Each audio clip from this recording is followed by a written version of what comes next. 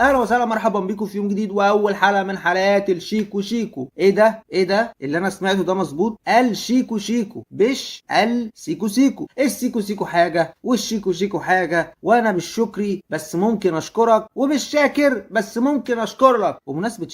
ومناسبه شاكر فشاكر محظور دلوقتي ومحظور على طول. النهارده هنتكلم عن شويه حاجات كده ملهاش اي دعوه ببعض، ملهاش اي لازمه، في منتهى العبث. السلسله دي عباره عن عبث، عشوائيه، عته، ايه تاني؟ عبث، عشوائيه، عته، وبس كده وبس كده وبس كده. طبعا في حاجات تانية كتير هتكون في وسط السلسله دي، بس خلينا مع الحاجات دي: العبث والعته والعشوائيه. ويلا بينا بما ان انا اكتر واحد في الدنيا دي بحب العشوائيه، فيلا بينا ايه؟ شويه عشوائيه على من هنا، على عشوائيه من هنا، على عشوائيه من فوق، على عشوائيه من تحت. وتعالى تعالى هنا ما اقول لك يا حبيبي، انت تعرف ان شاكر محظور دلوقتي؟ مش بس محظور على النت وان هو يطلع يعمل لايفات ويجيب فلوس، لا يا حبيبي، شاكر محظور في الكلبشات. شاكر في الكلبشات. ومش بس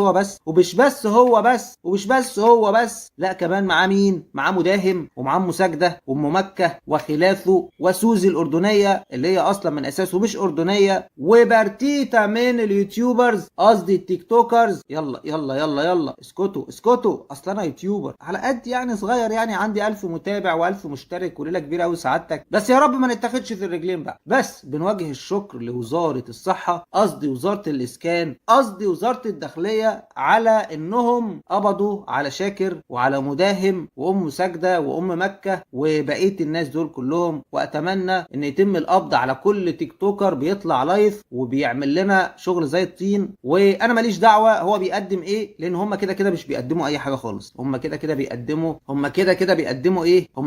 بيقدموا خراء، عباره عن خراء اللي هو بيقدموا خري، اللي هم بيقدموا هري. من الاخر كده خراء وهراء، هري وخري، او سميه زي ما تسميه. فانا مبسوط، ايوه طبعا انا مبسوط. انا سعيد، ايوه طبعا انا سعيد. انا فرحان، ايوه طبعا انا فرحان. انا منشكح، ايوه طبعا انا منشكح. واتمنى ان العيال دي كلها تتلم، سواء رجاله او بنات، سواء ستات او ولاد، اي حد على تيك توك بيعمل لايف يتحبس على طول، ما عدا طبعا العبد لله. لان انا عمري في حياتي ما هطلع لايف على